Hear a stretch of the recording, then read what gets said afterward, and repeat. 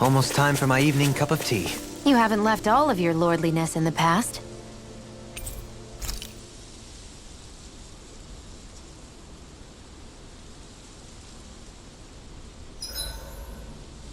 Huh? Why are you staring at me? Oh, we thought we'd turn the tables and critique your appearance for a change. It's not fair if we're the only ones subjected to it. What? Did you guys hear? Apparently, she found that dress of hers in some old ruins. Alphen, we haven't heard from you yet. Would you care to tell us your verdict? Sure, I guess. To be honest, when I first saw Shion in that dress, I Quit it! was absolutely captivated. Alright, I think that's enough fun for one day.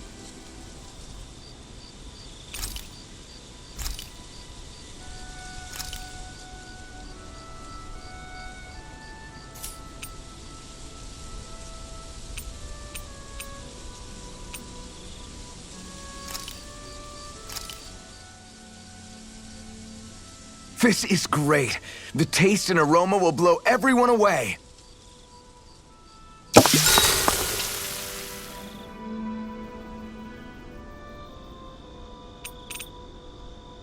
Dohalim, care if I hang out for a while? I wanted to ask you something. I'm all ears. How much contact did you have with the other lords back in the day? I only saw or exchanged words with them on a handful of occasions. Not that I was particularly keen on even that much. Almeidrea made it sound like the two of you had some kind of history together. She was like that with all of the lords, not just me. She was always interested in who she could use, who had value for her own ends.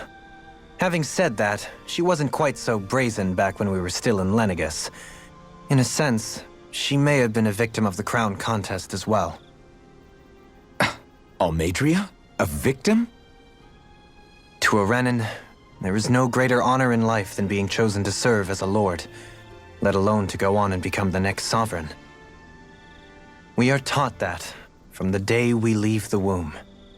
There are few Renans who wouldn't be ecstatic at the prospect of ascending to lordship. You were like that though, right? You've always struck me as a more grounded guy. No sane Renan would ever dare admit that their interests lie in anything but power and prestige, even if they feel so in their heart of hearts. The more you talk about it, the more it seems like the crown contest is nothing but misery for Renans, too. Which is why I seek to end it. Not that I imagine tales of woe such as mine. Do you mind watching our camp tonight?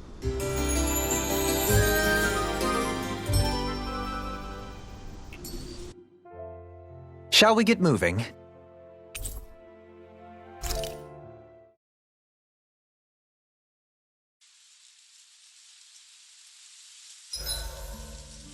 Look lively! Hootle and I are raring to go! Isn't it past your bedtime? Says the guy who can't stop yawning.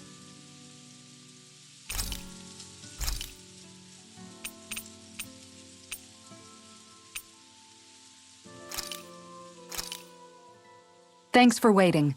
Eat as much as you like.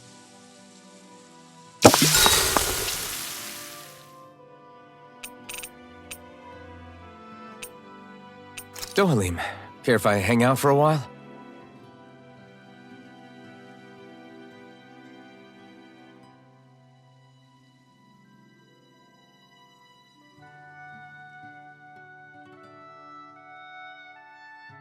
I do believe it's about time that I retire.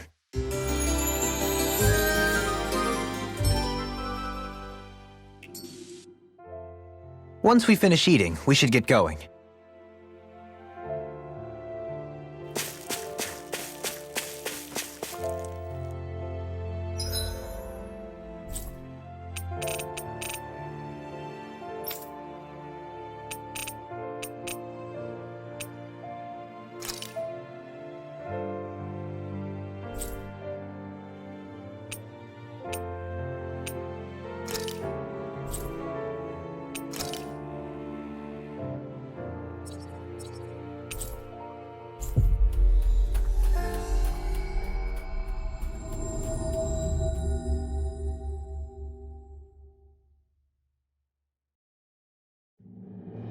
Finally. If only we could have flown with the wind to get here faster.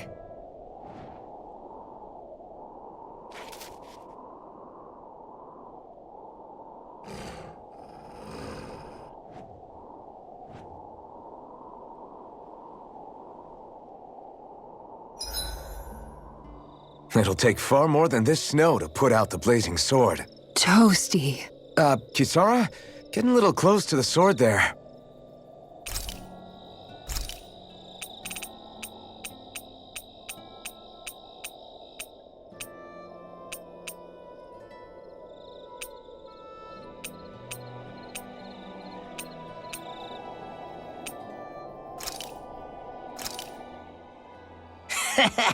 That was nothing.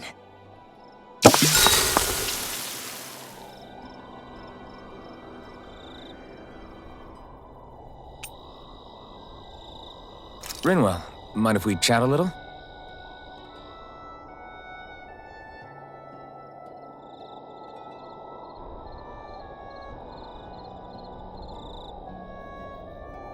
Everyone?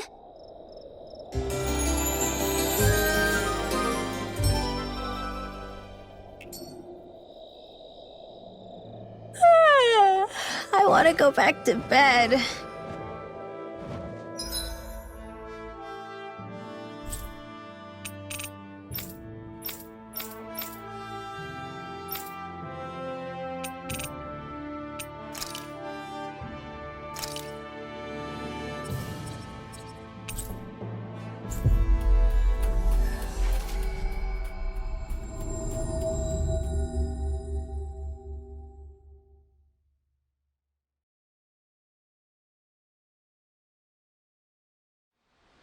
Finally.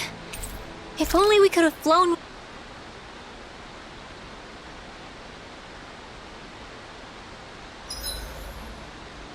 Oh, but if only I could soar the skies like you, my friend.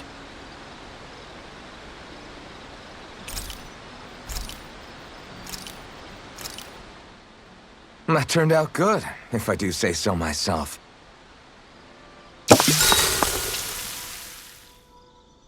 Hey, what's the smoke? Is it an enemy attack? Seriously, it's making my eyes and throat burn. What the hell is going on? It's probably some sort of gas. Try not to breathe it in as much as you can manage. Gas? Those cowards!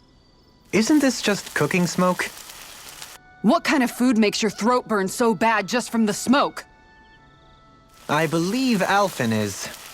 They're trying to gas Alphen? What? Those sick bastards! I won't let them get away with this! Calm yourselves and listen. I was simply trying to say that Alphen is the one cooking. Oh? Maybe I should throw in some more spices, just for that extra kick. Yeah, that'll help. Think I'll turn up the heat while I'm at it, too. Oh, crap. The spice is burned. Well, at least the meat's coming along nicely. All right. Now, I just flip it over, and then...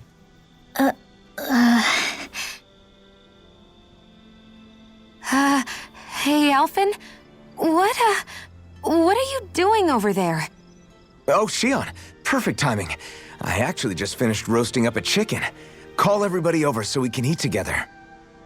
I used a ton of spices, so it's got a good punch to it. Might have overcooked it a little, but it should still taste good. I'm starting to understand why your food always tastes so damn spicy now. Hasn't anyone told him that it is actually possible to have too much of a good thing? If that's the taste he truly wants, far be it from me to contradict. His cuisine is a rather delicate repast. Mind if I join you, Law?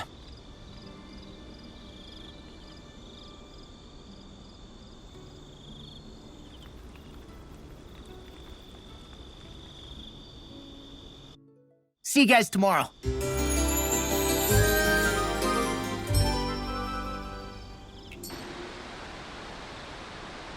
You guys ready to hit the road? I know I am.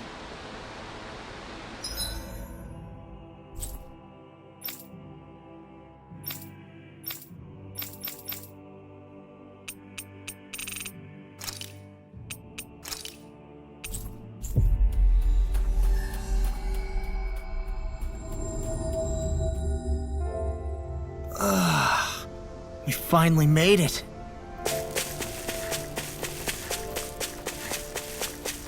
Lunch is the backbone of a day's meals. I think that's his way of saying he's hungry now. Good thing we've got you to interpret.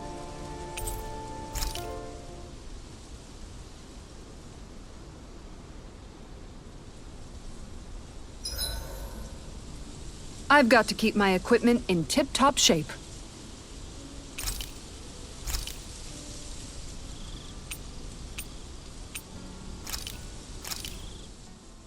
Hell yeah! There's no way you can complain about how this tastes!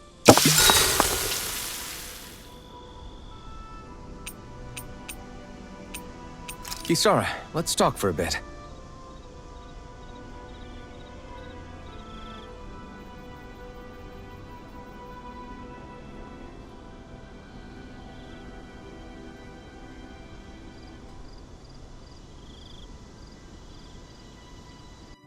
See you tomorrow.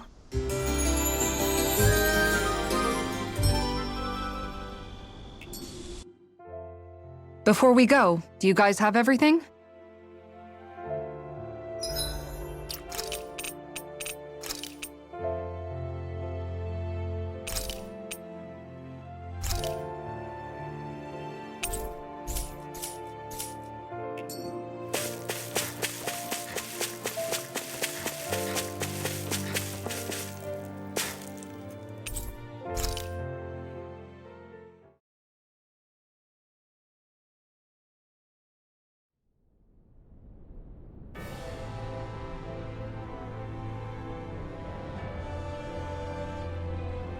Well, it's the moment of truth. This lady better hold together once we're up in the air. Law, don't say that! You're going to jinx us! Speaking of which, Alphen, this bucket of bolts got a name? A name? You know, I'm not sure she ever had one. I never really thought about it. Well, after all the trouble we went through to find her, we should give her one, right? It means owl in the ancient tongue. Literally, the one drawn to the skies.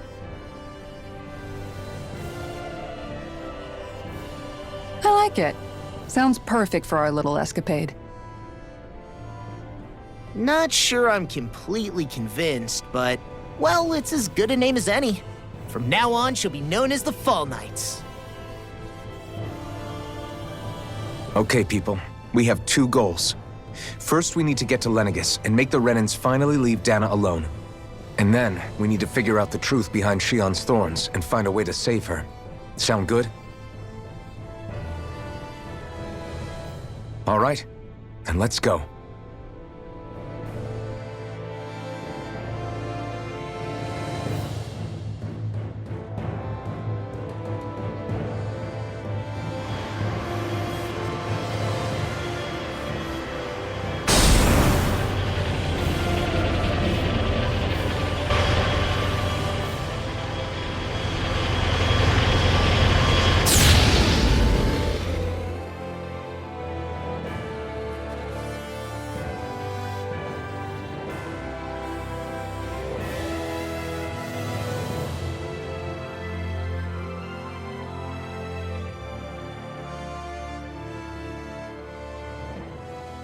You know, I can still hardly believe it.